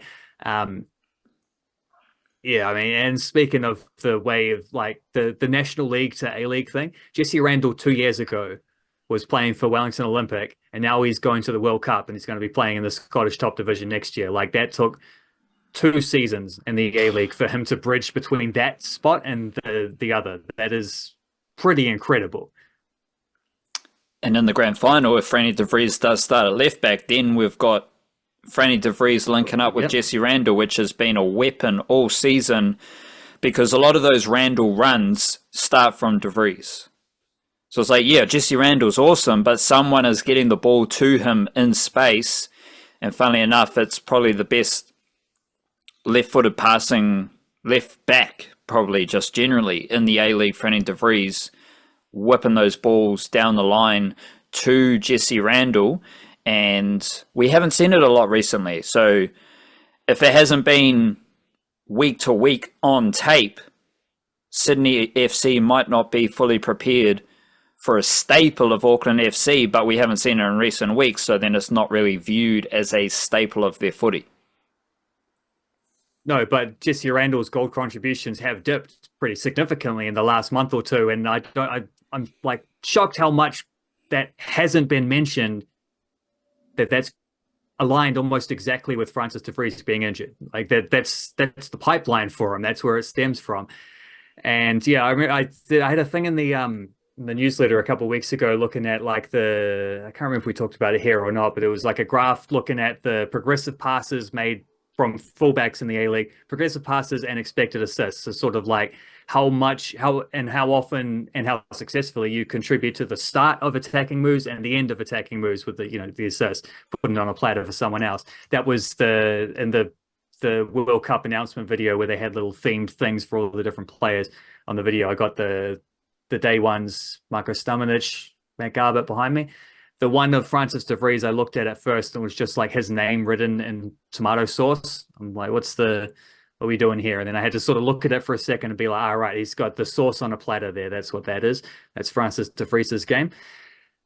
He ranked like as good as anyone in the A-League in both of those counts. The starter moves, the end of moves. So he's probably the best, most impactful attacking left back in the competition, despite the fact he's not really a dribbler at all. And normally what you're thinking of from that type of position is like attacking left backs. It's guys who run and overlap and dribble with the ball. really drive at defenders. He doesn't do any of that stuff, and yet he's more effective than anyone in his position. William Bruce Gillian. Apparently, he's a guy. Yep, I didn't know about the Bruce. I did know he was a Liam rather than Liam. So Liam normally the Williams become Wills. You don't get very many Liams out of William, but so it goes. Yeah, it's like Hiroki. His name is Oki. Yeah, like his official name. The nickname stands from. Because I did see Jonathan Yim's nickname is the Yimmer, which is pretty good. I like that. Yeah, but that's a nickname. Liam Gillian in the A-League and all football, he is Liam Gillian. It's like, it's not his official name, but it's told to us that it is his official name. So it's like if Hiroki Sakai, with his official name, was actually just Oki Sakai. There's no other kind of, or just Landbrook. Landbrook. C. Randall. You've got two examples there of completely different. You got Lachlan Brook, who becomes Lockie Brook, and you got William Gillian, who becomes Liam Gillian.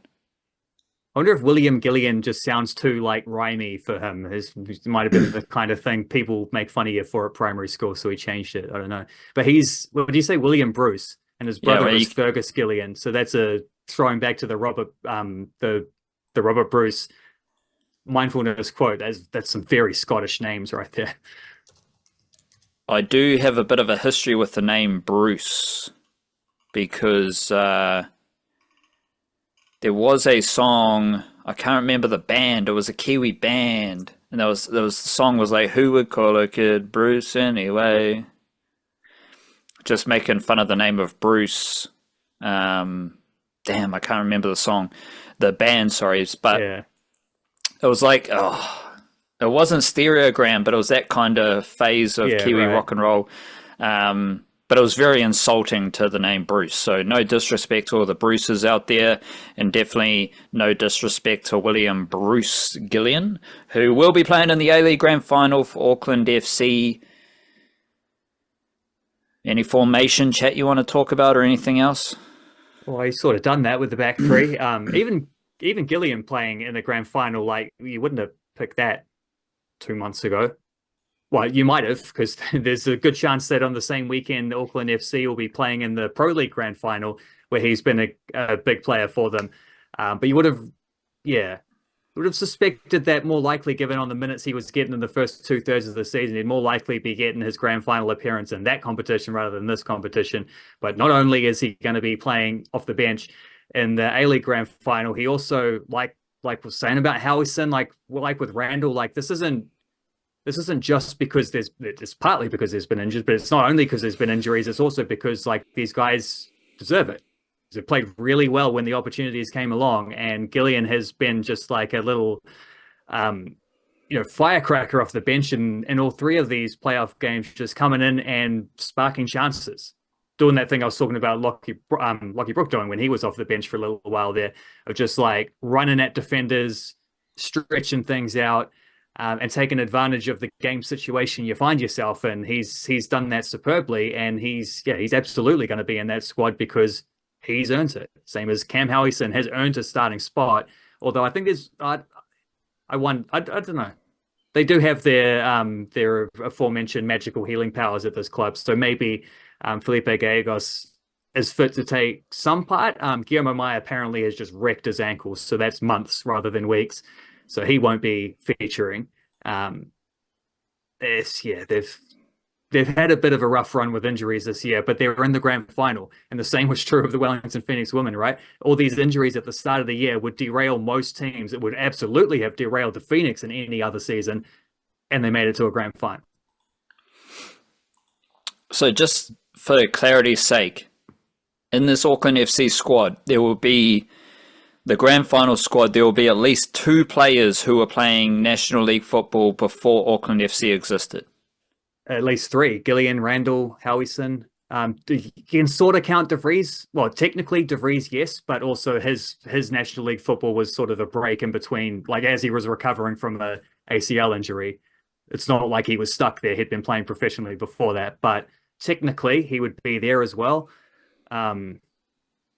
A lot of them have played it at some point earlier in their careers, like Pinnacle won a National League championship, but that was a while back. But so there could at least 4 guys signed specifically from National League clubs. 3 are likely-ish to be in the starting 11. Yeah, exactly.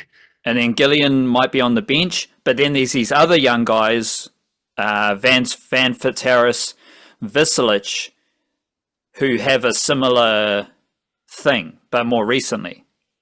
Like they were playing National League football 6 months ago or a year ago. They were signed for the Auckland FC reserves team from National League clubs. Van Fitzharris was playing this time last year. He was still with Tauranga City.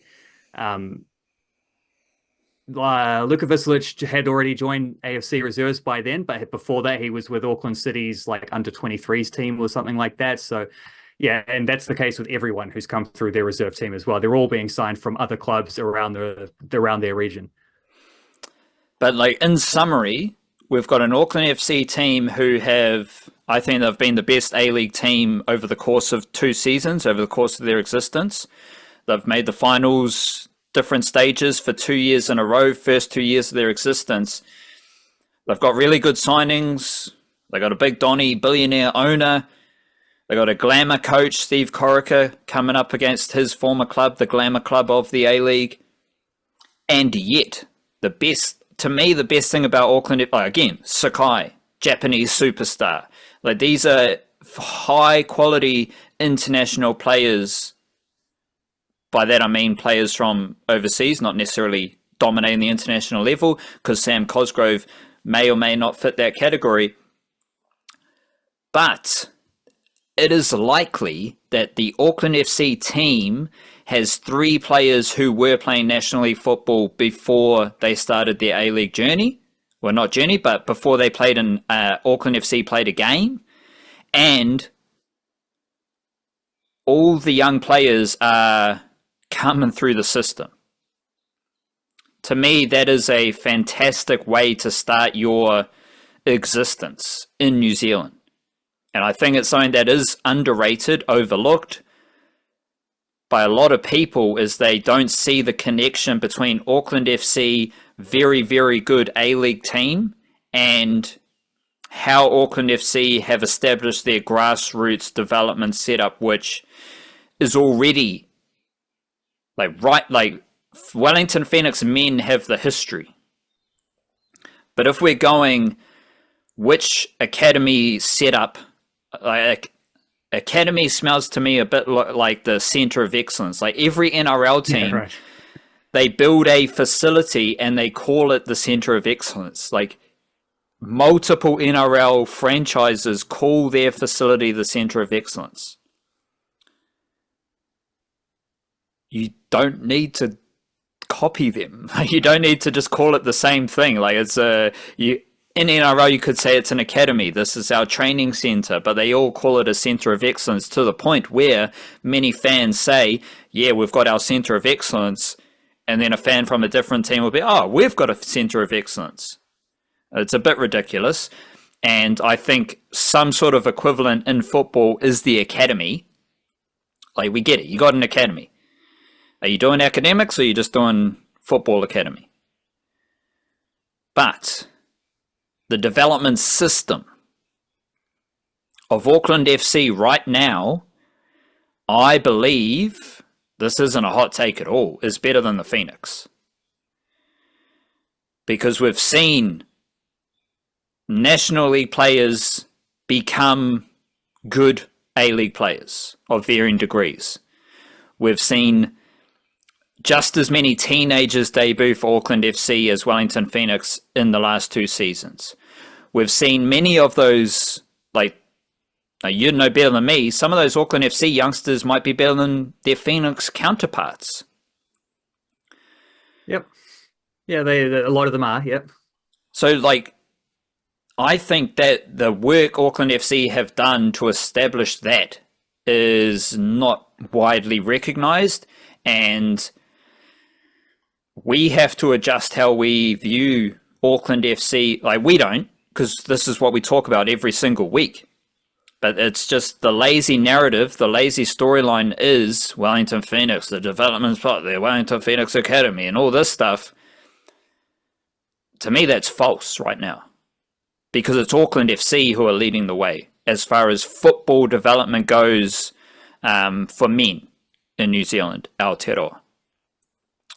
They are doing a bit on the women's side too. They do have their talent development program up to under 17, so there's not really much point in going higher than that. And because those players, if it's next year or the year after that, they can get an under 20s team in the National League. I assume they're trying to do that. Those players become those under 20s in a year or two, and then at around the same time they'll hopefully get an A-League team, and then those players are your youth players in that team, etc. So they're starting a little younger, but they are doing work there on that side too. And I mean, there's a nice little summary here, which is that their National League team, their reserve league team in the National League, their reserve team in the National League last year finished 4th, which is better than the Phoenix have ever done in like 6 or 7 or 8 goes. Finished 4th in the National League. They're rebuilding a bit at the moment, so because they've got now a Pro League team and an A-League team, and there's players from that team, from last year's National League team, playing in both of them, so there's progression happening. They finished top of the league table in their first season. That was the first season of their under-20s team. Their fourth place finished there in National League. Top of the league table in their first A-League season and made the semi-finals. They finished top of the table in their first Pro League season in the Oceania stuff, and in the semi-finals with a good chance of maybe winning that thing. At least they should make it to they're playing the South Island team in the semi-finals, and they beat them like 5-1 last time they played, so they should at least make the final there. Their second season as an A-League team, they've made the grand final. So, and as this is all happening, we're seeing players like who was on the bench in the game on the weekend. Van Fitz-Harris got on the field actually, as did Luka Vislic right at the very end, but those two guys were signed to their reserve team, their under-20s. They were signed to their under-20s team. They've both played for that Pro League team this season. They've both played for the A-League team. They've played for all 3 of those teams. So there's progression there just from that example. Finn McKinlay was on the bench in that for the last 2 games actually as well. He hasn't actually played this season, but he's been on the bench in 4 of the last 6 games. He was signed for the under-20s. He was one of their best players in that 4th place finish in the National League. Now he's hanging around the A-League team. I don't think he's actually played Pro League, but there's a few others who have. Adama Koulibaly, he's played all 3. We saw Ryan Mackay debut in the A-League earlier this season, et cetera, et cetera. Like, there's a lot of players going between these, so they're winning, less so in the under-20s, but they still had a pretty good National League season last year, and their Pro League team's winning a lot. Their A-League team's winning a lot, and that under-20s team is providing players for both of them as these guys move up and develop. So that is, I believe, what the phrase would go like firing on all cylinders. It's working pretty cleanly for them. They're just kind of they're the development club, and they're the championship contending club, and they're doing it in 3 different competitions. Righto, let's finish with some cricket. We're still working towards Black Caps versus Ireland in the Test arena. Nothing really new to add there. There are some bits and pieces about the Black Caps in the paid section of our newsletter via Substack, danishkesh.substack.com, which is also available on Patreon. And basically, Black Caps seamers are awesome. So why are we worried about Black Cap seamers? Like, they're all fantastic.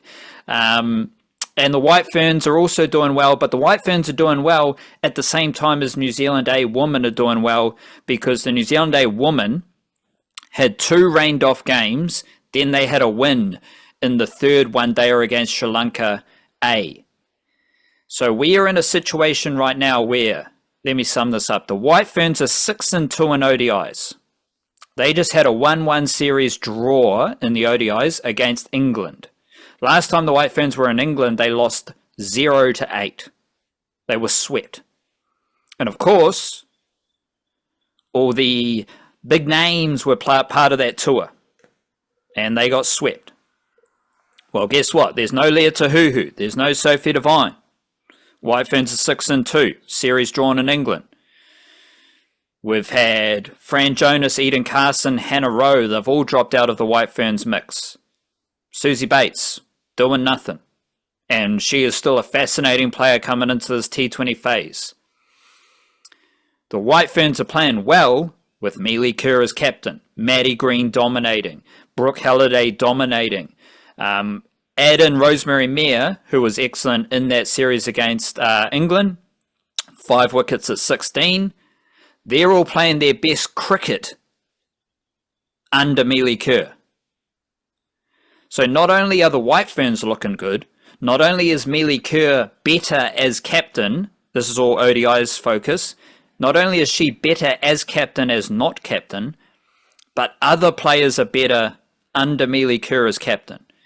And we've now seen Bree Illing, Nancy Patel look very comfortable at the international level. Bree Illing for a bit longer than Nancy Patel. Nancy Patel's come into this group this year and is now looking like a first 11 player for both formats. Izzy Gaze is in ridiculous form. She's averaging like over 40 with strike rates over 100 in both formats. She scored a quick 22 not out in the third ODI to help the White Ferns win that on Duckworth, Lewis and Steve. Everything is fresh, everything is new, everything is exciting for the White Ferns, and they, not only is that happening, but they did manage to get a win in that ODI series because I think the second game was rained off. They were unfortunate to lose the first game against England, but they did get a win.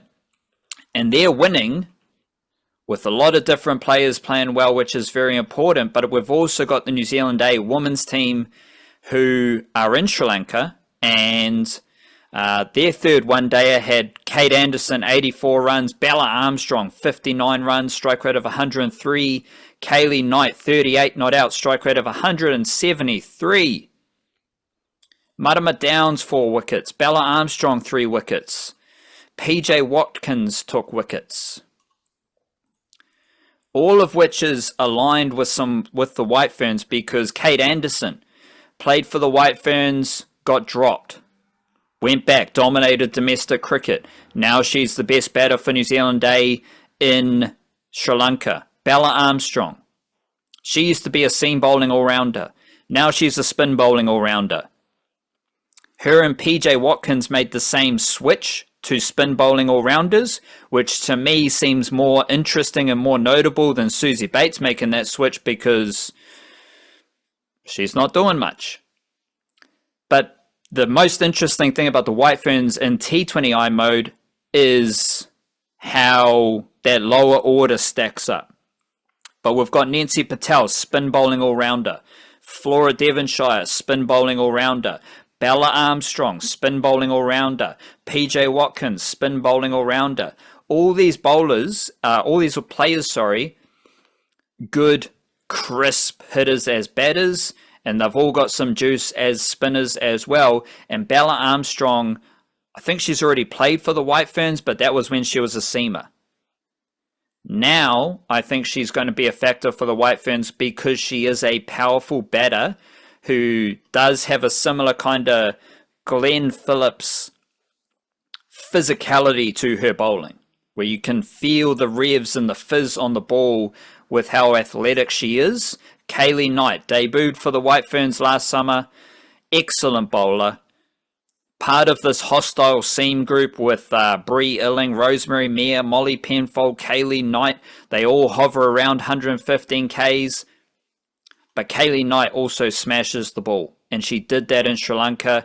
She's done it in the Super Smash. So you've got an option there. Marama Downs, the wobbler.